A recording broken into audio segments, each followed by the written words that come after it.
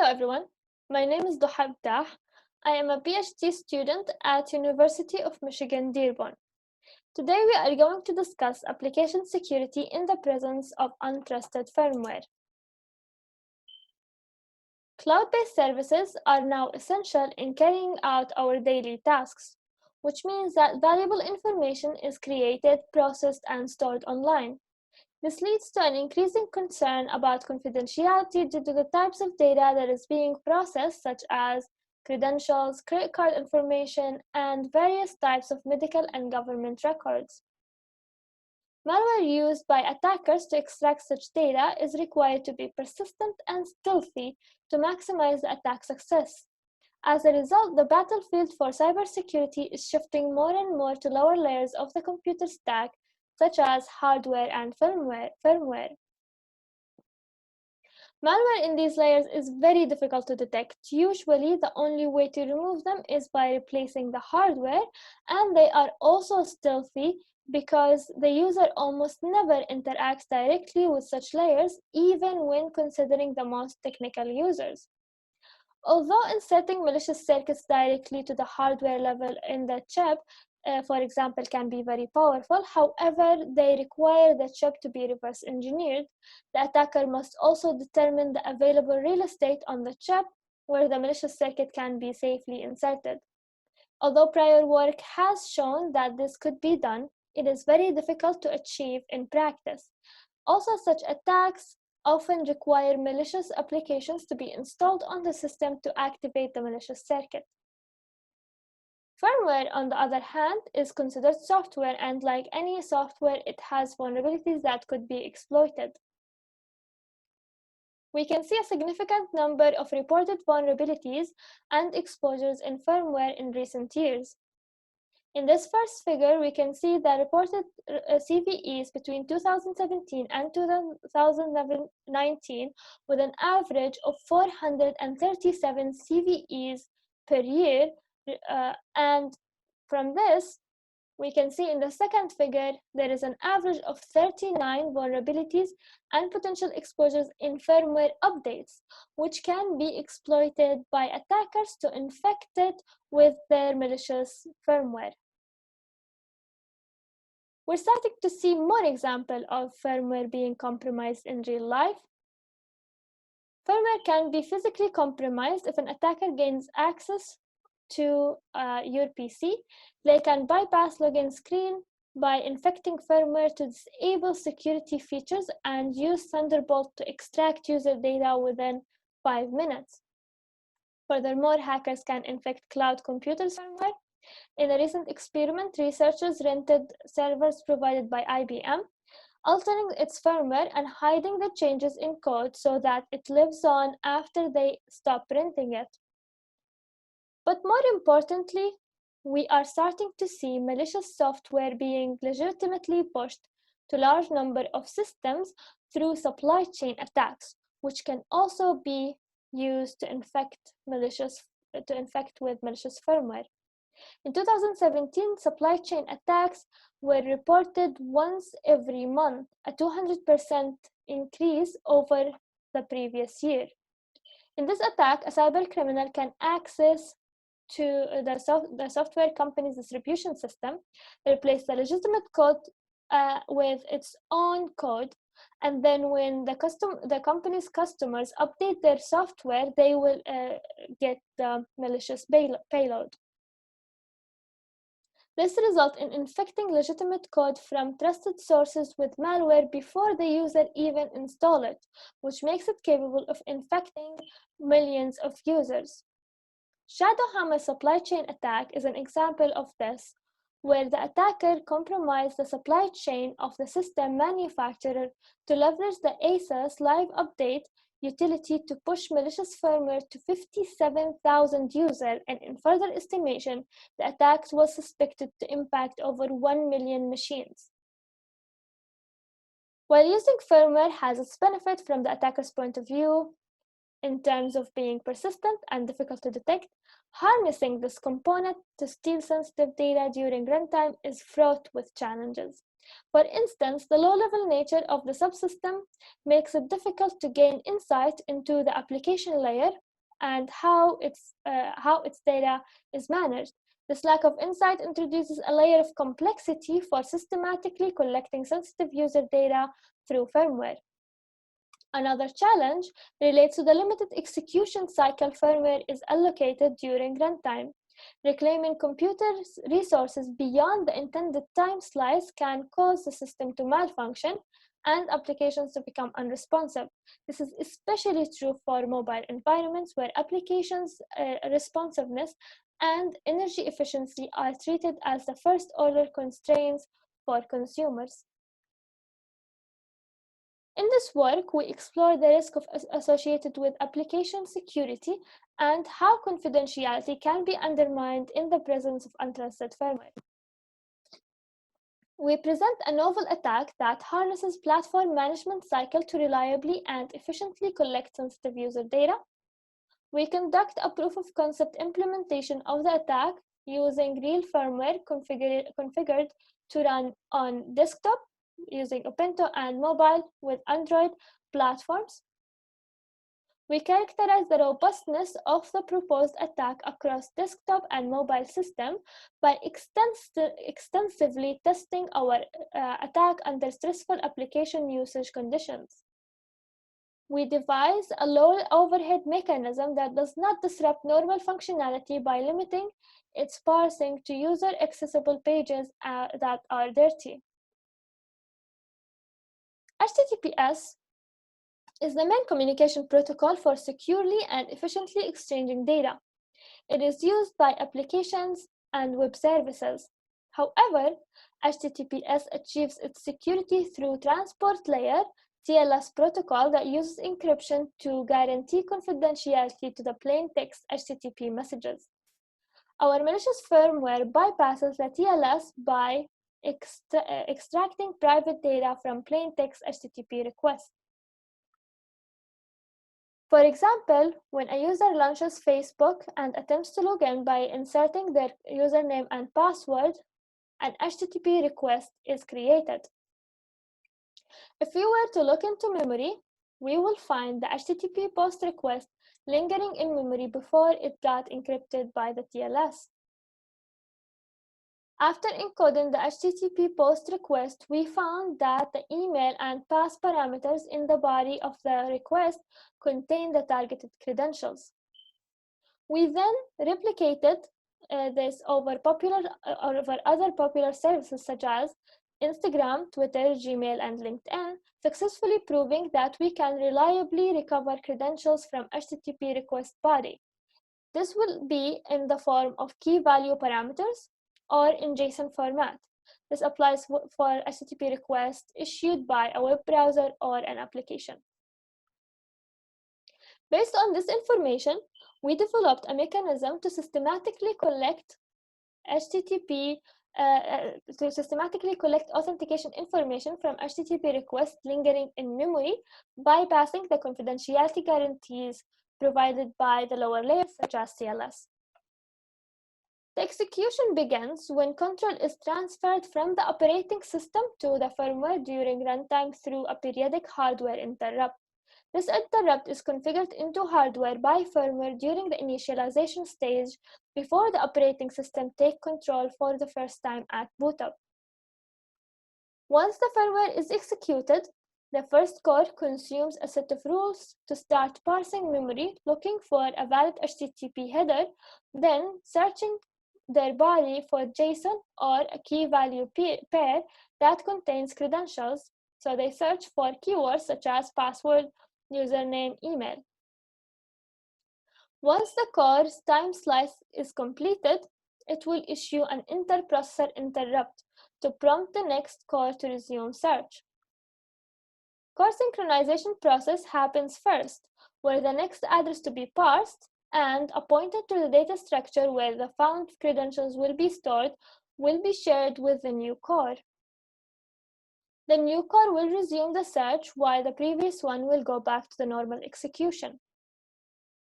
This will continue until the last core completes its time slice, and then the firmware will be inactive, waiting for the next periodic interrupt. However, this method is expensive and time-consuming.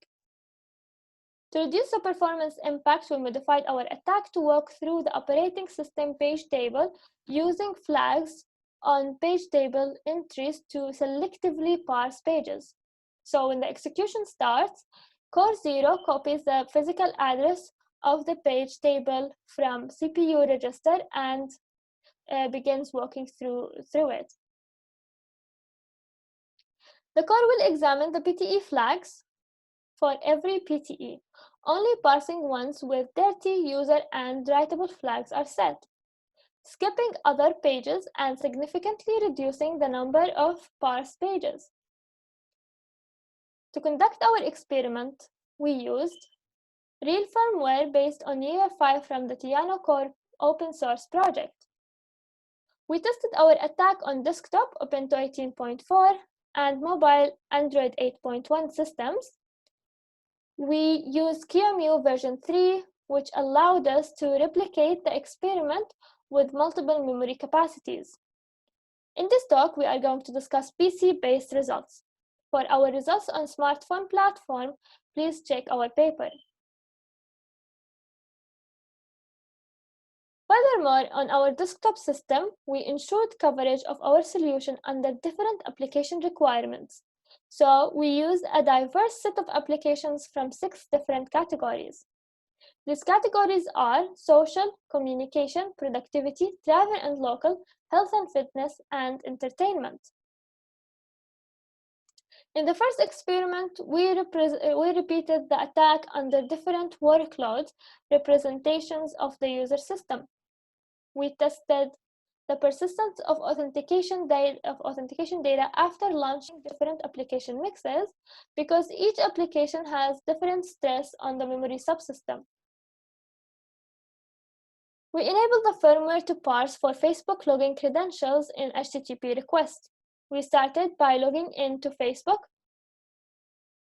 Then we start running applications one by one to try to simulate normal user, checking each time if Facebook credentials are still in memory. For example, we run cat videos for 30 seconds, then search for the password. If the password is found, then we proceed to the next application, play Angry Bird, for example, and then we search again. We continue searching until the password is no longer found in memory. This figure represents our finding, showing the persistence of authentication credentials in memory across different memory configurations and application mixes in comparison with the normal user who uses 10 applications, who runs about 10 applications or less concurrently. The x-axis represents the memory configuration we used. We used 4 GB, 8 GB, 16 GB, and 32 GB. The y-axis represents the number of applications we ran after logging in with the credentials, and the red dotted line represents the maximum number of concurrent applications an average user can have running concurrently. We noticed that the credentials were retrievable even after running 22 applications. Furthermore, the vulnerability factor, or the probability of finding the password, increased 3x times when doubling the memory size from 4 GB to 8 GB. As we can see from the figure, this amount plateaued after we reached 8 GB. Since application memory consumption depends on the application, we conducted another experiment focusing on the persistence of the credentials in memory under different memory consumption profiles. In this experiment, we used Stress app to systematically vary the amount of the consumed memory. As in the first experiment, we start by logging into Facebook. Then we launch the Stress application, gradually increasing the stress 100 MB every minute, while running multiple applications in the background, such as WhatsApp and Gmail, to make the system more realistic. We invoke memory search after each increase, and we repeat till the password is no longer found in memory. The results of our experiment are shown in this figure. The figure represents the persistence of authentication credentials in memory across different memory consumption levels for each of the memory configurations. The x-axis represents the same memory configurations for gigabytes to 32 gigabytes, and the y-axis represents the memory consumption in gigabytes.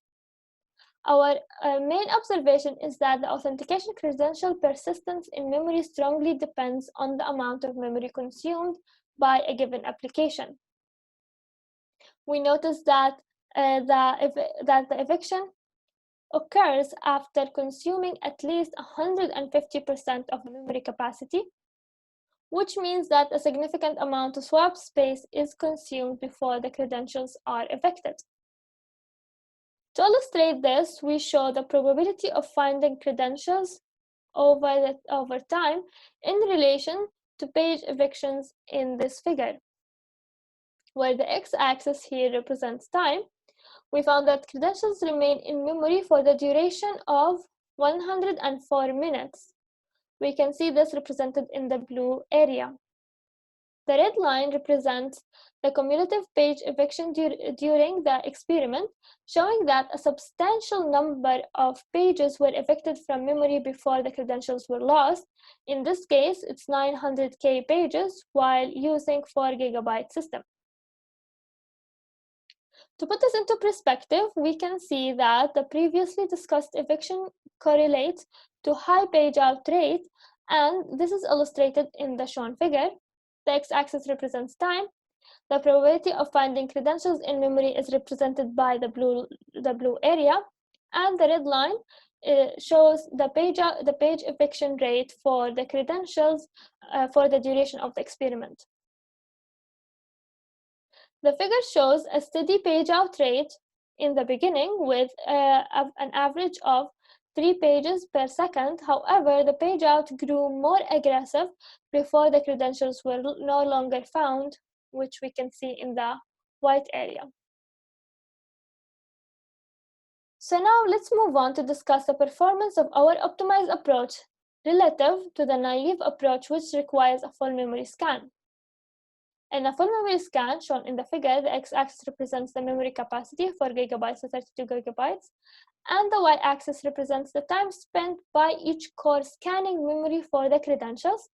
The performance overhead increases linearly with memory capacity. From the figure, we can see that the core spends 23 seconds in doing full memory scan for 4 gigabyte system, and that the value increases to 180 seconds when memory capacity is 32 gigabytes, showing that the naive approach does not scale well with large memory capacities. On the other hand, with our optimized approach, the time spent searching for credentials varies as a function of launched applications irrespective of the memory capacity. This is represented in the figure where we tested the average time spent by a core searching in memory for the credentials. The number for the credentials. The x-axis represents the number of launched applications. We repeated the experiment for 10 applications, 20 applications, and 30 applications. And the y-axis represents the time spent by the core scanning memory for the credentials. The result shows that the total number of time spent is between 180 microseconds to 3.1 milliseconds for 10 to 30 desktop applications. We were able to cut down on the overhead because our solution searches only pages that are dirty and that are owned by the user. The figure shows that the number of pages parsed when running 10 to 30 applications, where the x-axis represents the number of launched applications after logging in after logging in with our credentials, which are 10 to 30, and the y-axis represents the number of pages that we search then that have the dirty user and writable flags set. On average, our solution parsed 380 pages for every active application. Lastly, we compare the overhead of full memory scan to our optimized attack with selective memory search based on PTE flags. We demonstrate our results in the figure. showing the speed up across different memory capacities and launched applications. The x-axis represents the memory configuration, 4 GB to 32 GB. The y-axis represents the speed up from full memory search based on the number of launched applications, 10 to 30, after logging into Facebook for each memory capacity. We observe a relative speed up in our approach ranging between 514x to over 4000x when running 10 applications across memory capacities 4 GB to 32 GB, and a 31x to 245 when running 30 applications over the memory capacities 4 GB to 32 GB. This is a huge improvement over the naive approach. In conclusion, we propose an attack that covertly leverages platform management cycle to extract sensitive data from the application layer. We demonstrate that firmware can be used to reliably extract sensitive data without disrupting normal execution of the launched applications. We discuss a page-aware approach that is 3 orders of magnitude faster than a full memory search implementation. We realize a proof of concept to show that the attack is practical. Thank you.